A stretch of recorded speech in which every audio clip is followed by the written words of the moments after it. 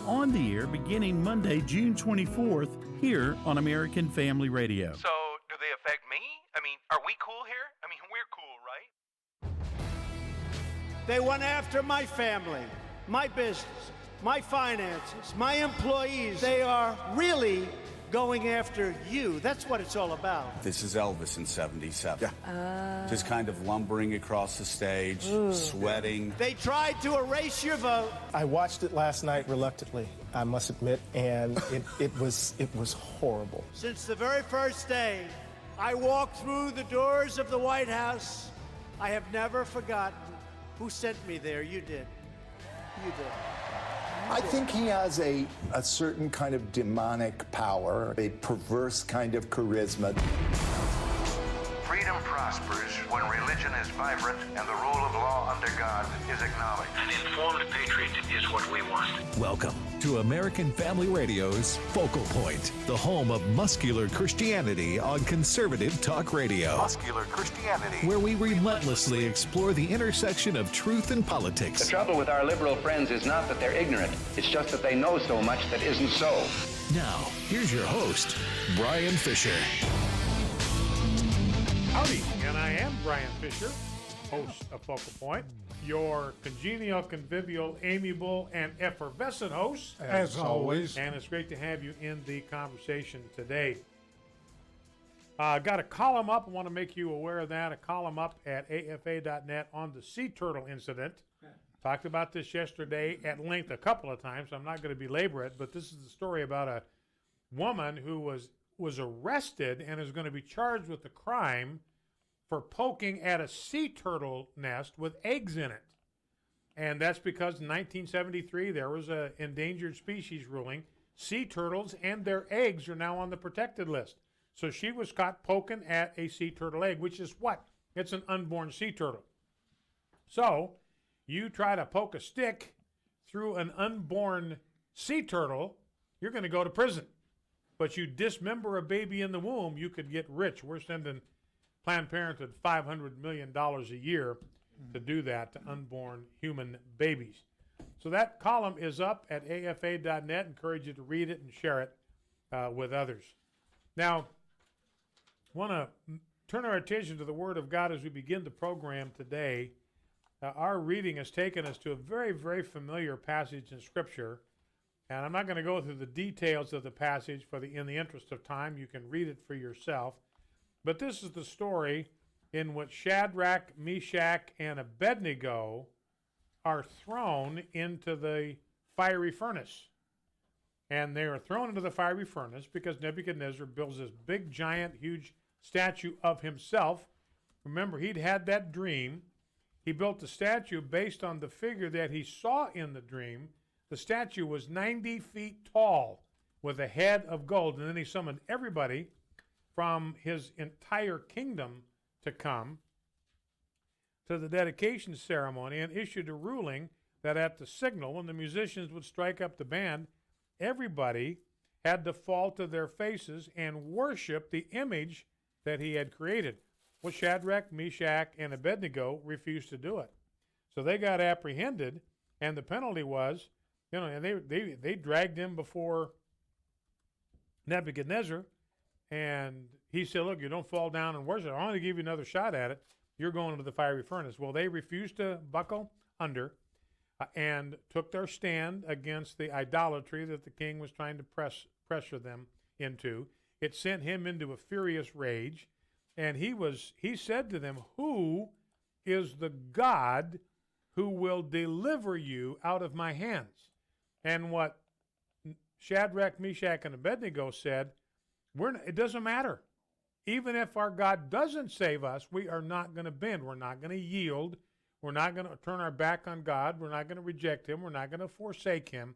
We're going to stand for what we know to be true. So he says, our God whom we serve is able to deliver us from the burning fiery furnace, and he will deliver us out of your hand. But if not, be it known to you, O king, that we will not serve your gods or worship the golden image. So that really ticked him off. He had the furnace heated 7 times hotter. Threw Shadrach, Meshach, he just bound them up in ropes wearing their clothes. their cloaks and their sandals and their hats and everything, and threw them into the fiery furnace. It was so hot that the dudes that threw these 3 Hebrew children, as they're known, into the fire, they died from the flames. And then, so this happens. Nebuchadnezzar is watching this. He sees all of his men go up in flames. And then all of a sudden, he rises up in haste. Nebuchadnezzar does. He says, I see 4 men unbound, walking in the midst of the fire, and they are not hurt. And then he added this, the appearance of the 4th is like a son of the gods. Now I wanted to say just a word before we go to prayer here to any of you that can kind of identify with Shadrach, Meshach, and Abednego. Maybe you feel like you are in some kind of a fiery furnace. You're in a furnace. It's hot in there. There doesn't seem to be any escape. There doesn't seem to be any relief. You know, and these guys came out of the furnace, by the way, without even the smell of smoke on their clothes. The ropes had been burned away, but other than that, they were completely intact. Couldn't even smell a whiff of the smoke. And you may identify with them. You feel like, man, you're just in a situation where you feel like you are at the end of your tether. You're at the end of your rope. You desperately need a solution, and there is no solution that you can see. You're trusting God, but everything looks bleak, everything looks dark, everything looks hopeless. Well, a couple of things to remember. Number one, imitate the example of Shadrach, Meshach, and Abednego. Refuse to capitulate to what the world wants to tell you. Give in to your fear or grab for some solution from the world to solve your problem. Keep your eyes fixed on God. Bow low before Him, not before man. And then realize no matter how bad things get, no matter how hot things get, in that furnace where you are right now, the Son of God is with you. And He will be with you. He will accompany you through the flames, and He will bring you out of the flames. Well, let's go to prayer. Lord God, I pray for myself this day. I pray for my family. I pray for the families of the listening audience of Focal Point, for our elected officials, for President Trump. I pray that you will build in us a faith like Shadrach, Meshach, and Abednego. Build in us a character like theirs. May we have an unshakable allegiance to you so that we too would be willing to give up our lives rather than serve or worship any God but you. Make us strong and resolute when we are pressured to compromise our standards to conform to what all others around us are doing. May we defy even kings as they did in order to do what is right. Let us trust you to defend us and to know that you, the God we serve, you are able to save us and rescue and deliver us. I pray that we will be so strong in our faith that we will not waver even if you do not choose to save us miraculously from the hand of our enemies. We ask you, Lord Jesus, to be present with us during times of great pressure and adversity, as you were with Daniel's friends. As the king saw you in the fire with them, so may others sense your presence with us. We pray that you will be with us, to walk with us through the fire, to protect us from all harm intended against us by the enemies of our faith. I pray that we will trust in you so that others will see that you are the Most High God and that there is no other God who can save and rescue as you do. Amen. Got an example from American history, maybe, of the kind of faith and courage of Shadrach, Meshach, and Abednego. It's from the Battle of Breed's Hill, or the Battle of Bunker Hill. We just passed the anniversary of that. It was June 17, 1775. And a famous expression came from that battle. It was an order that had come down from General Israel Putnam.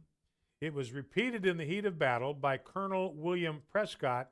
And the problem was, as the colonials were hunkered down in this redoubt on Breed's Hill, they were short of ammunition. And there were 2,300 British troops that were coming up the hill at them. And the order from the general is, don't shoot until you see the whites of their eyes. Until they get close enough that you can actually see the white stuff that surrounds the pupil, don't shoot. And that was the command that was issued. And one of the colonials got hit with a bullet, and the soldiers started to scramble. They started to flee. And what happened is that Colonel William Prescott, the guy that had issued the order, he climbed up on top of the wall of the fortification. He stood upright, and he walked back and forth, rallying his men. They took courage from him. One of the British asked a friend if Prescott had enough courage to fight, and he said, Prescott is a soldier. He will fight till there is no more blood left in his veins. All right, that's the kind of spirit that gave us our freedom that we enjoy today. Let's imitate Colonel Prescott, and let's imitate Shadrach, Meshach, and Abednego.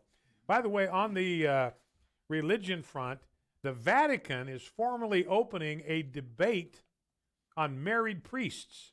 Now, this is down in the Amazon jungle because they have more followers of Catholicism than they have priests to serve them. There's only one priest for every 10,000 Catholics in the remote parts of the Amazon. They realize they got to do something. They can't recruit enough priests to take care of the demand.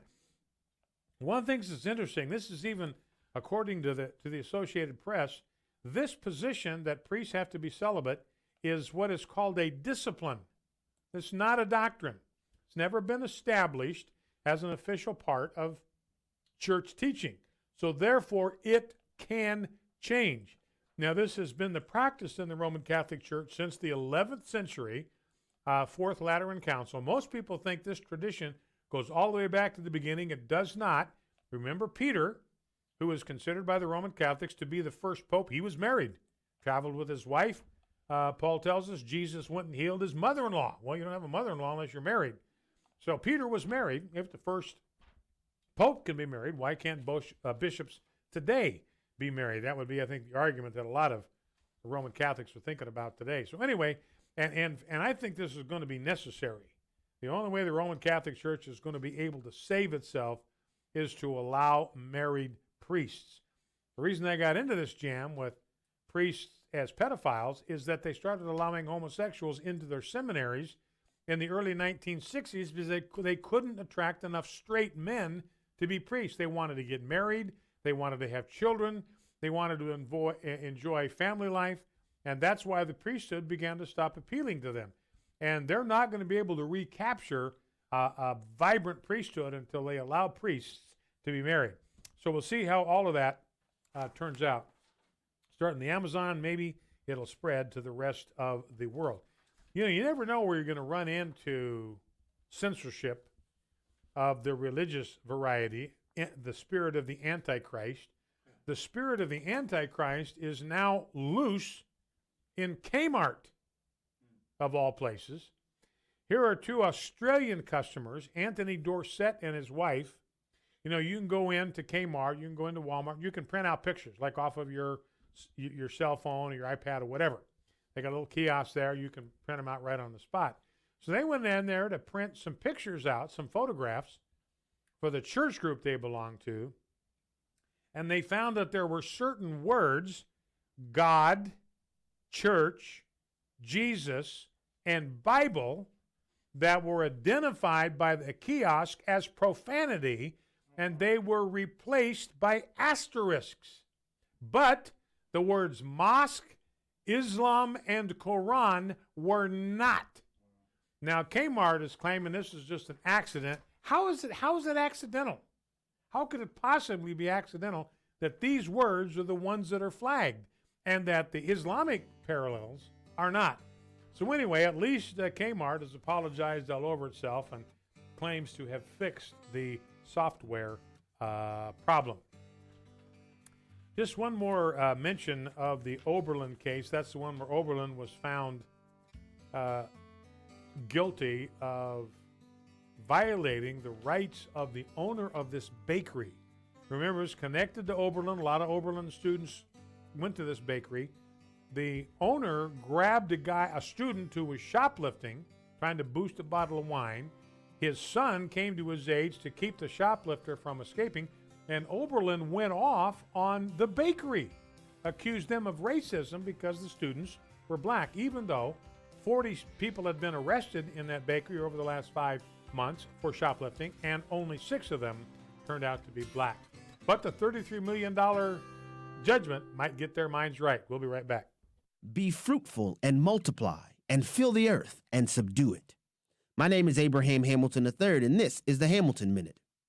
Sophie Lewis, who describes herself as a queer feminist communist, recently said abortion is a killing that should be defended societally. She's also written a book titled Feminism Against Family, where she argues that if you want to dismantle capitalism, you must abolish the nuclear family.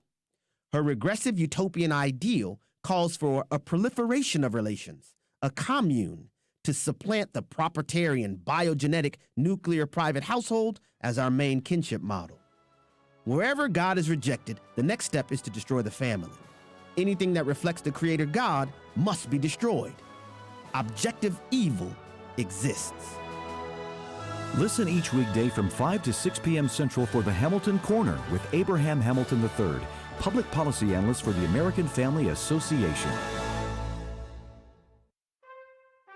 This is Dr. Richard Land, President of Southern Evangelical Seminary. Welcome to Bringing Every Thought Captive.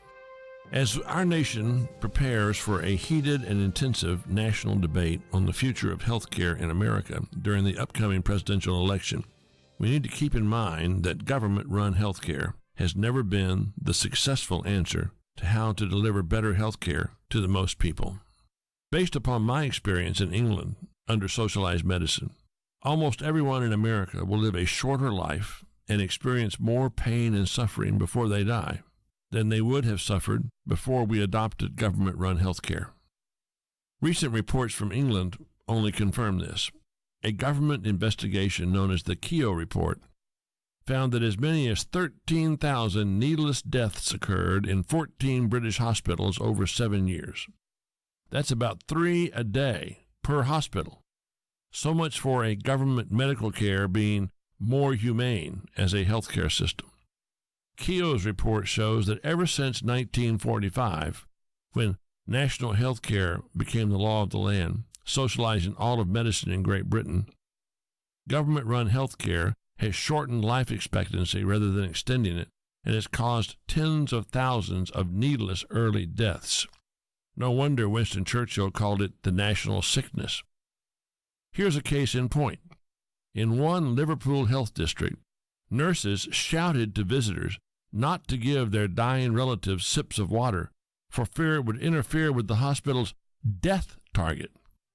That's right, death target. They needed a certain number of deaths per capita. With shepherds like that, who needs wolves? For more information about Southern Evangelical Seminary, go to ses.edu. This is Richard Land.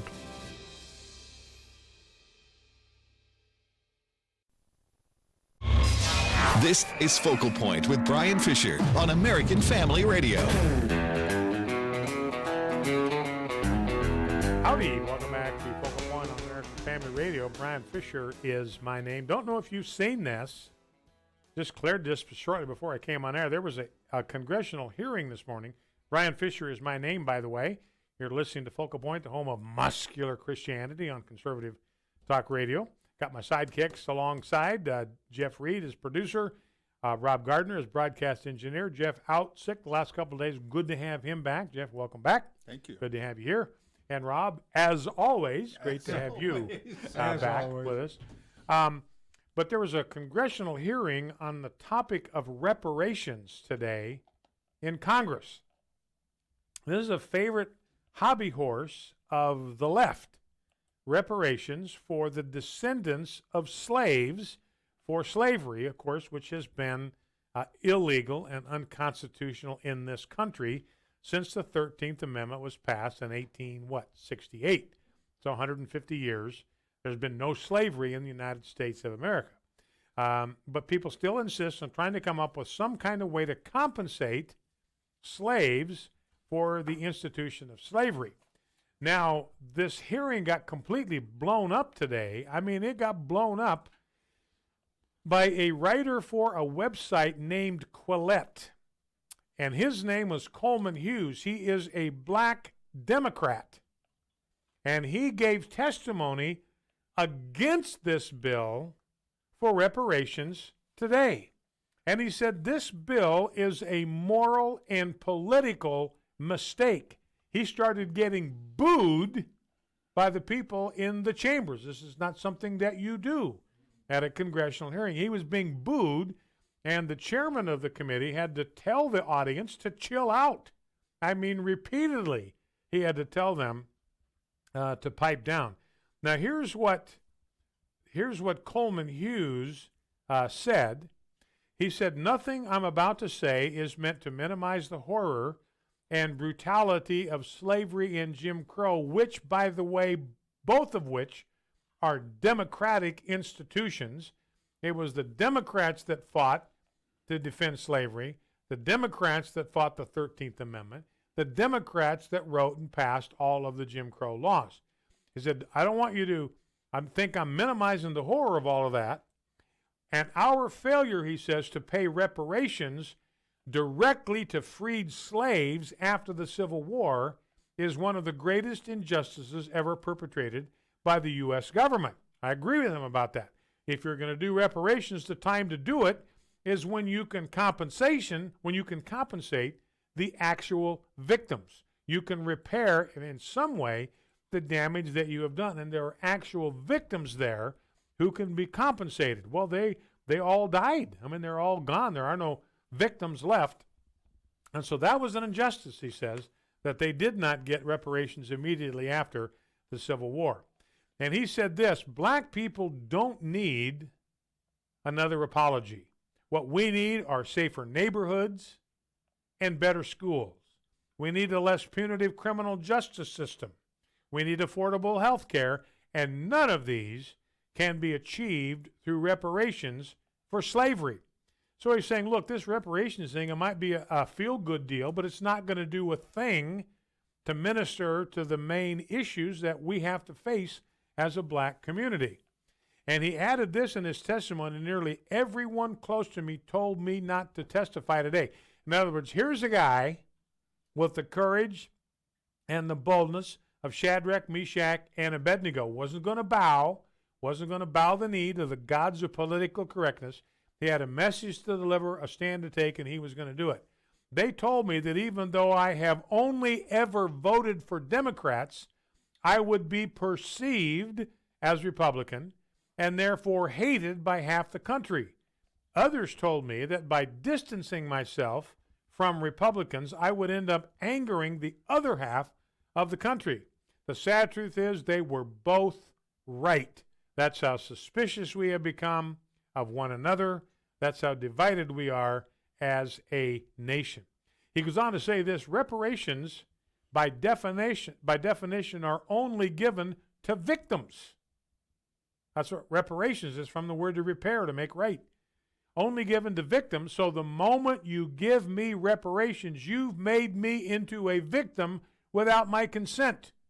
Not just that, you've made 1/3 of black Americans who poll against reparations into victims without their consent, and black Americans have fought too long for the right to define themselves to be spoken for in such a condescending manner.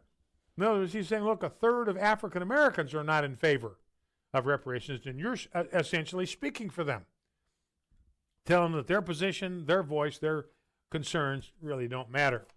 The question is not what America owes me by virtue of my ancestry.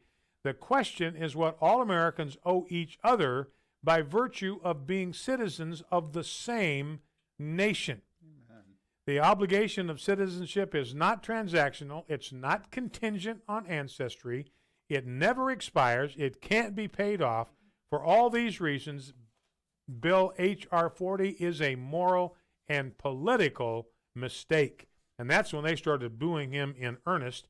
And the chairman of the committee, Steve Cohen, here's a Democrat. Here's another elitist Democrat condescending to and speaking down to an African American. He said this: he was presumptive. Now, in other words, what he did here was presumptuous. He had no right to do it. He shouldn't have done it. It was cheeky. It was impertinent. It was wrong. But he says he still has a right to speak. So anyway, good for Coleman Hughes for just completely blowing up that hearing by speaking the truth to them using the courage of Shadrach, Meshach, and Abednego. You might be familiar in the military. We have an Army War College. We have a Naval War College. These are colleges that are designed to give soldiers, those who are in the military, an opportunity to hone their skills of strategy in military conflict and all that kind of a thing. Well, the Army War College had scheduled a speaker by the name of Ray Ibrahim to address the roots, the historical roots of Islamic terrorism. Remember, we have been dealing with Islamic terrorism since 630 A.D. You know who the first one was to deal, the first president to deal with Islamic terrorism? It was Thomas Jefferson. You know, the Muslims in the Mediterranean, the Barbary Coast Muslims, I mean Tripoli and Libya and places like that, they were attacking our merchant ships and they were burning them. They were taking the sailors that were on these ships captive, and they would just disappear forever, sold into captivity and other places. And Thomas Jefferson and John Adams sat down in 1783 and met with the guy that was the Bey of Tripoli, the chief Muslim in Tripoli. Why are you doing this? Why, we haven't done anything to provoke you. We've got nothing against you. We harbor you no ill will. We're a Christian nation. That's what the whole point of that Treaty of Tripoli thing. We're a Christian nation. We don't attack people for no cause. And yet you are attacking us with no provocation, no cause. What's the deal? And he says, we have a right to do it. Our prophet taught us that if you run into somebody who hasn't embraced Allah, then you have the right to plunder them. And you have a right to slaughter them. And those who do so are guaranteed a trip to paradise. And that's what drove Thomas Jefferson back to his Quran. He couldn't believe it. He couldn't believe what this guy was saying, completely justifying these unprovoked attacks on innocent merchant vessels. But it turns out he found in the Quran it's exactly what it teaches. So Raymond Ibrahim, he's an expert on the history of Islamic warfare, Islamic conquest, and the battle of the West against radical Islamic extremism. Well, CAIR, the Council on American Islamic Relations, when they found out about it, they screeched and hollered and moaned and got this guy canceled. He was canceled from this conference. You know, and CAIR is bad news. This is a Muslim Brotherhood organization. They were an unindicted co-conspirator in a 2008 federal terrorism case, largest one of its kind in history, and 5 former leaders of the Holy Land Foundation, of which they were an unindicted co-conspirator, were found guilty of funneling more than $12 million to Hamas. In fact, that's what Muslim charities exist to do. They call themselves charities, but they exist to funnel money to terrorist organizations around the globe. So that's the latest on the religion of peace front. There's a movement afoot, by the way, in the United Kingdom by lawmakers to officially classify Islam as a race. Now, this is shrewd on their part, because if you say anything critical of Islam, it's like you're being critical of a black person because of the color of their skin. So they're trying to get Islam classified as a race. It is not. Islam is a religion. It is an ideology. It is not a race. You got people from 57 countries around the world, all of whom identify with Islam. It's not a race. It is a religion. You get labeled as a racist. Then if you tell the truth about Islam, you will get labeled as not only as an Islamophobe, but as an out-and-out racist. So that's an effort. We're going to see that here in the United States, but it has to be faced. It has to be, and it has to be stopped. All right. Well, let's turn our attention to the launch last night of Donald Trump's campaign for re-election before a raucous crowd in Orlando. We played a little bit yesterday of Fox interviewing some people who were camping out. I mean, they were camping out in order to be there. This is yesterday or the day before. They were camping out the day before yesterday to be right in the front line. There's only 20,000 seats inside. They had Jumbotron set up and all that kind of stuff, but there was only room for 20,000 people inside. They wanted to be sure they had the best shot at getting on the inside of this deal. And all the three women they interviewed who were sharing this 110, all of them said, look, we used to be Democrats, and we are not any longer because of Donald Trump. So, and we're going to play some sound bites from, but it was electrifying. The energy in the room, the response of the crowd, the enthusiasm for Donald Trump. I said this yesterday. Look, Joe Biden couldn't draw 85 people to his kickoff rally.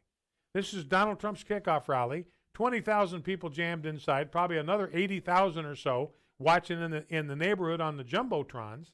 And Joe Biden, he's here. Donald Trump's drawing 80,000 people, and Joe Biden can't draw 85 people, period, to his kickoff event. So they know that they're in big trouble. And the talking snake media, they're completely in the tank for Joe Biden and for Kamala Harris and for Elizabeth Warren and the whole bit and Bernie Sanders. They got to try to find some way to tamp down this electrifying energy. So here's an effort on the part of a couple of them. Here is Joe Scarborough, and listen to whom he compares Donald Trump to. Clip 1. This is Elvis in 77. Yeah. Just kind of lumbering across the stage, sweating. Yeah, that was or in Graceland in front of like the 6 televisions with big, huge bottle of Quaaludes. Okay. All right. A bottle of vodka. You just took it too far. Yeah, you were just, come on, old guy. I watched it last night reluctantly, I must admit, and it was horrible in every way. Horrible in every way. That Elvis, Joe. Yeah. Is, I think, apt. You nailed it. I think that's right on point. And Mika's the one in there. That was Mika trying to calm him down. Like the Democrat chairman, Steve Cohen, saying, chill, when these people were erupting at the African-American guy giving testimony against the bill on reparations. Don't make me a victim without my consent. That's condescending. I'm tired of white people speaking for me. So anyway, and so Mika's one saying, like, you guys are going too far with this thing. This whole Elvis thing at the end of his life, drugged up, bloated, shotgun shooting the screens out of television sets and all that kind of stuff.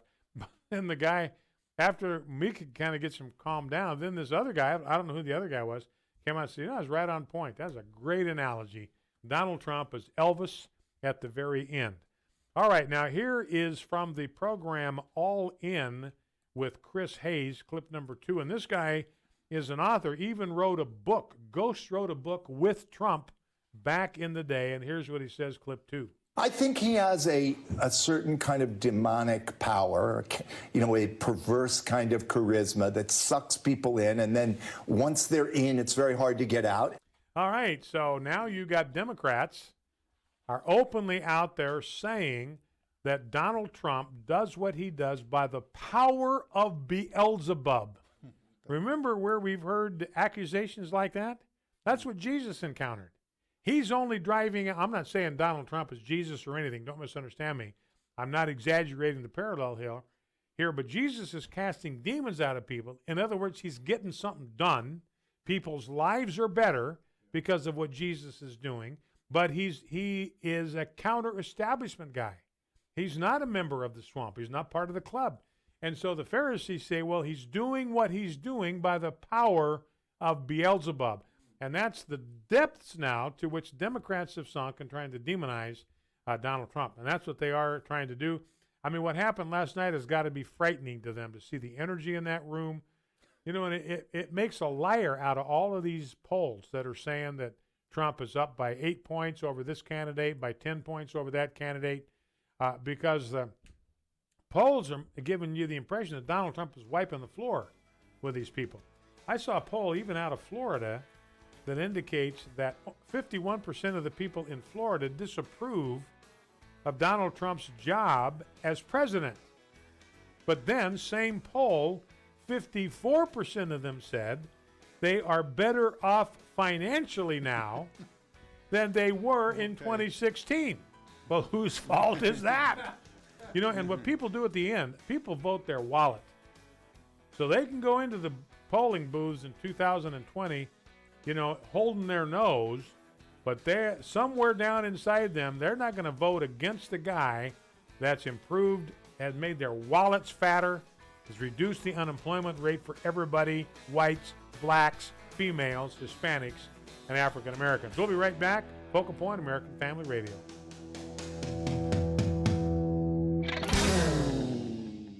The following is not an actor, but a real-life story from Trinity Debt Management. My story begins with debt, a lot of debt, credit card debt, and I heard a commercial for Trinity. I gave them a call. If you're in debt and you need help, call Trinity at 1-800-788-1813. When I first called, I was a little embarrassed and kind of ashamed, and I looked at the numbers and I saw how quickly that astronomical debt that was in my life would go away.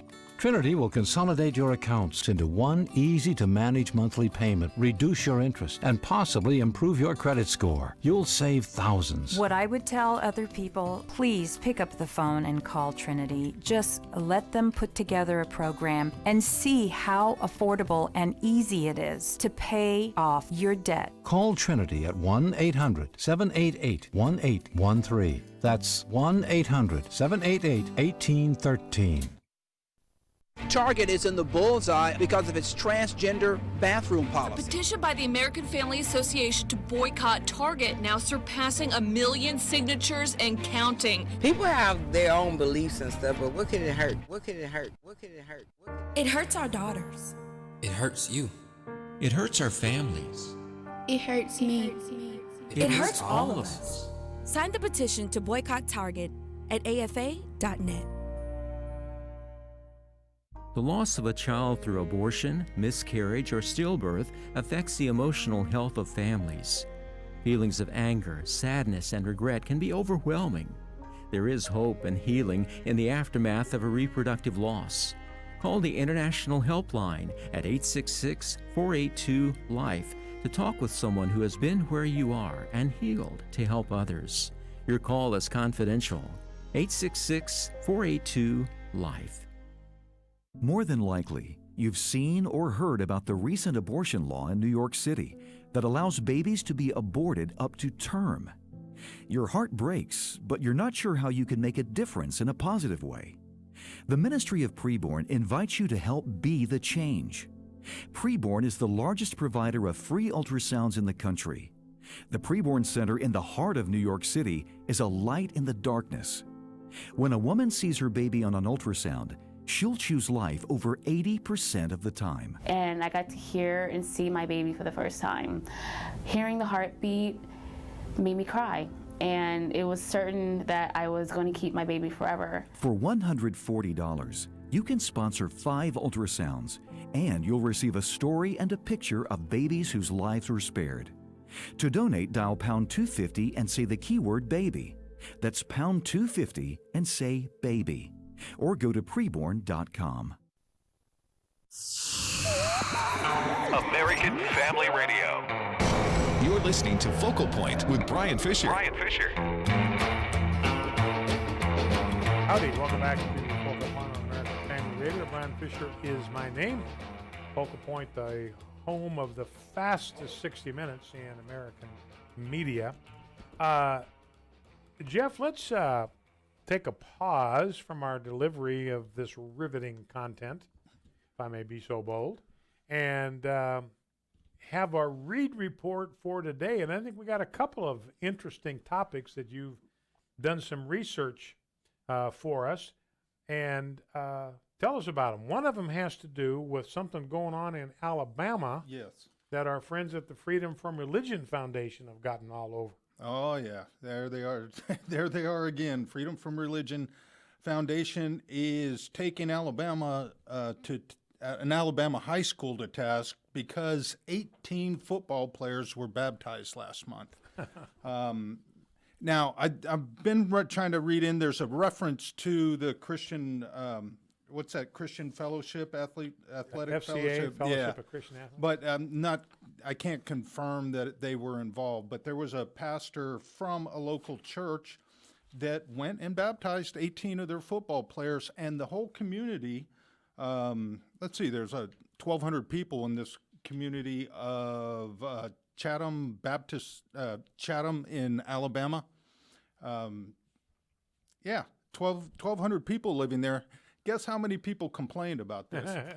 Yeah, One. didn't it seem to be the always Am one? I right? One person. This is not. This is not even the tyranny of the minority. No. This is the tyranny of the one. Yeah, the one, the one get off my lawn kind of guy in the neighborhood. Yeah. Always have to have one. So they've sent him a letter demanding an apology and to refrain from anything like this in the future, or they will hit him with a lawsuit. I don't know. I don't think the citizens of Chatham are responding to their call. They're not intimidated. Well, man, even Franklin Graham has weighed in on this. Okay. Well, I'm hoping that they'll show the spirit of Shadrach, Meshach, and Abednego and refuse to bow the knee. A lot of times, these smaller school districts, they just are afraid. They just give in to complete fear that this is going to go to court.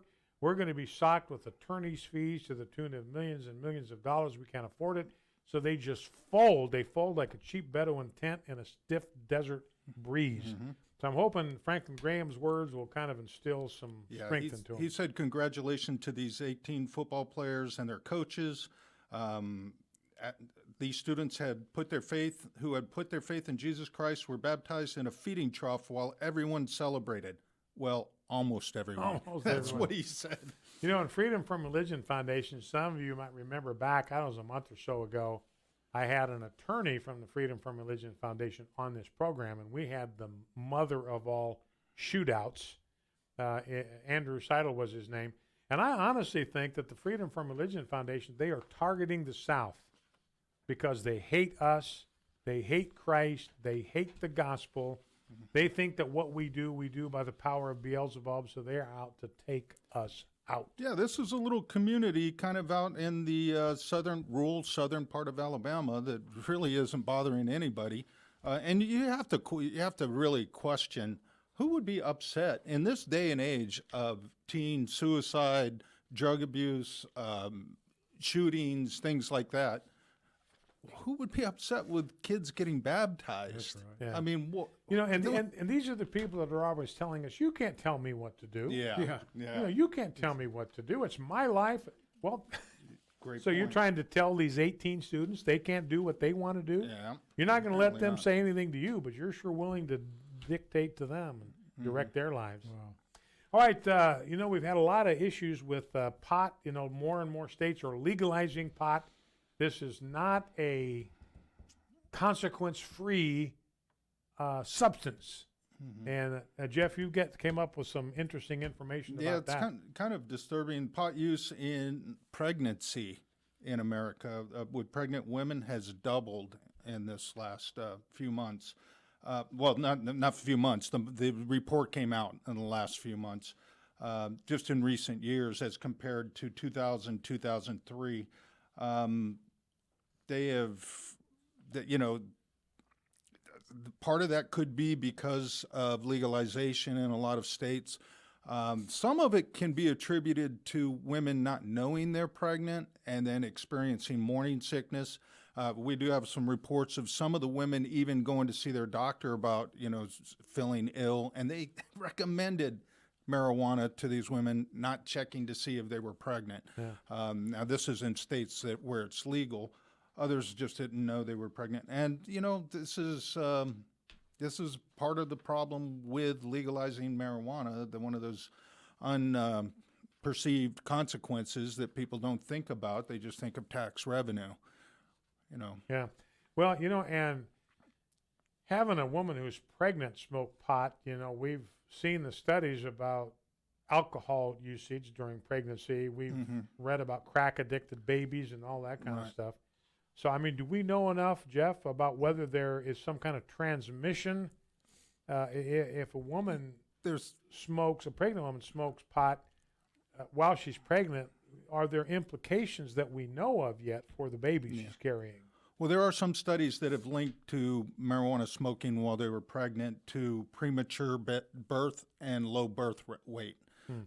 There are some studies on that. Also, animal studies have been done, and they have shown that there's problems with fetal brain anomalies, but that's not been done in humans yet. And actually, there's kind of government restriction on a lot of marijuana research that's very much an issue.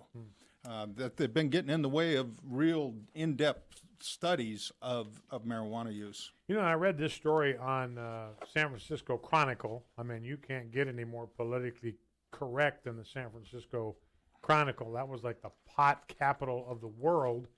I mean, when I was in college in the late 60s and early 70s, we used to make kind of pilgrimages to Haight-Ashbury district in San Francisco, where pot use was rampant. You got all the tie-dye T-shirts. Friday night in my dorm as a freshman, I mean, the smell of pot smoke was overpowering in the dorm. Now, I didn't smoke. I never have, never even taken one toke, just like President Clinton, as a matter of fact. But I would go around because these people, when they get tanked up on pot, they were mellow yellow, and they would talk about anything. I could talk about the gospel with them. I don't know if they remembered anything the next morning, but we sure had a good talk. We had good talks about it. But here's a story in the San Francisco Chronicle about pot use and its danger to teens, to kids. Each, that is, pot with these additives. Well, it's not additive, it's just a stronger strain of THC. That's the active ingredient. And some of these marijuana products have 68% THC. That is exponentially greater than what my classmates smoked back in the day. Visits to Children's Hospital Colorado facilities for treatment of cyclic vomiting, paranoia, psychosis, and other acute cannabis-related symptoms jumped from 161 in 2005 to 777 2015. Psychiatrist Libby Stite says horrible things are happening to kids. I see increased problems with psychosis, with addiction, with suicide, with depression, and with anxiety. You know, one of these guys, Andrew Brandt, his son got in big trouble with pot, got hooked on it in high school. Underage kids have unbelievable access to nuclear strength weed. Stacy Gruber, who's an associate professor of psychiatry at Harvard Medical School, said that the brain is abnormally vulnerable during adolescence. Let's see, I'm trying to think. She's got a fact in here about the development of the brain, and the parts of the brain that are impacted by pot don't mature fully until you're 25. So here it is. The area that's instrumental in problem solving, the frontal lobe, which is impacted by pot, this area is the center for problem solving, memory, language, and judgment, and it's not fully developed until somebody is in their mid-20s. So pot is not harmless. Everybody wants to tell you that it is. It is not. All right, Jeff, thank you for that report. All right, well, let's get some quick sound bites from last night from Donald Trump's speech. But, you know, like I said before, you listen to this, you see what happened last night. Man, I wouldn't be worried about 2020. If anybody's going to be worried about 2020, it ought to be the Democrats. I mean, this has to have them quaking, in their Gucci loafers to see what happened last night. All right, let's go. First clip 3.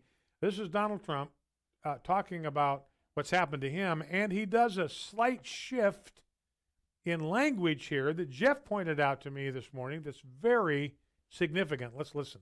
They went after my family, my business, my finances, my employees, almost everyone that I've ever known or worked with, but they are really going after you. That's what it's all about. Not about us, it's about you. They tried to erase your vote, erase your legacy of the greatest campaign and the greatest election probably in the history of our country. So, Jeff, you pointed out he's kind of shifted from talking just about himself to more. He's talking about us. Yeah, he's had a pronoun change, and it seems to be very effective. He's quit using the word I and me as much as he's saying you and we. We and which us. is probably the more correct thing to say. Yeah. Well, that's a very good observation. Let's go to clip number 4, and he's projecting ahead. What happens if the Democrats win in 2020? Imagine if we had a Democrat president and a Democrat Congress in 2020.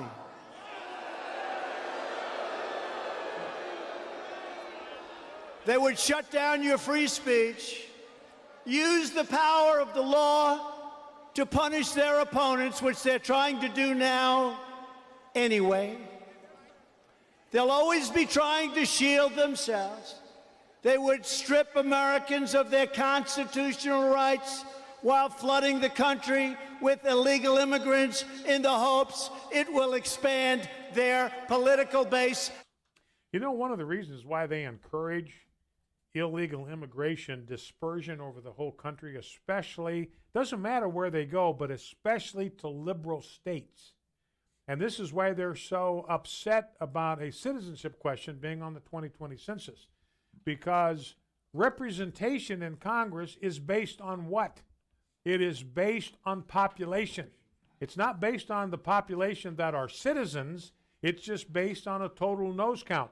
So if you can flood liberal states with illegal aliens, they all get counted for representation, and that state can start getting more electoral votes, and the conservative states, where there are fewer illegal aliens, will slowly get squeezed out of the Electoral College. All right, clip number 5. Since the very first day I walked through the doors of the White House, I have never forgotten who sent me there. You did. You did. So again, that's that link that Donald Trump has with his base. It's really remarkable. I mean, I've never seen anything like this. I don't think any other political observers have ever seen anything quite like this. You'd have to go back to Reagan to get anywhere close to this. All right, clip number 6, and he's got an answer, or he's got a word here for Joe Biden. Since my inauguration, we've added 16,000 manufacturing jobs a month. That didn't happen by accident. Remember the statement from the previous administration? You'd need a magic wand to bring back manufacturing. Well, we'll tell Sleepy Joe that we found the magic wand. Found the magic wand. And now he talks about his political opponents in clip 7, the Democrat Party. The Democrat Party has become more radical, more dangerous, and more unhinged than at any point in the modern history of our country. You know, if you want proof, just think of how the Democrats reacted to that African-American student who challenged the whole idea of reparations. Clip number 8. The Democrat agenda of open borders is morally reprehensible. It's the greatest betrayal of the American middle class and, frankly, American life. And it goes on in clip 9 to talk about what I believe is an absolutely correct point of view, what our land ought to be for and who it ought to be for. Republicans believe welfare, schools, hospitals, and public resources should be protected for all Americans. And yes, we are doing things that few others have even tried to do. We are making progress like nobody would believe. Wait till you see some of the things that you're going to be hearing about over the next 2 months. We believe our country should be a sanctuary for law-abiding citizens, not for criminal aliens. You hear the crowd go crazy. I'll save it for tomorrow, but Donald Trump had a good, strong statement about the pro-life issue, which increasingly is carving the nation into 2 groups, those that are for life, those that are for death. Well, bow low before God, stand tall before man, stand in the gap, and never forget we are fighting a winnable war. See you tomorrow. The views and opinions expressed in this broadcast may not necessarily reflect those of the American Family Association or American Family Radio. Faith, family, freedom. American Family Radio.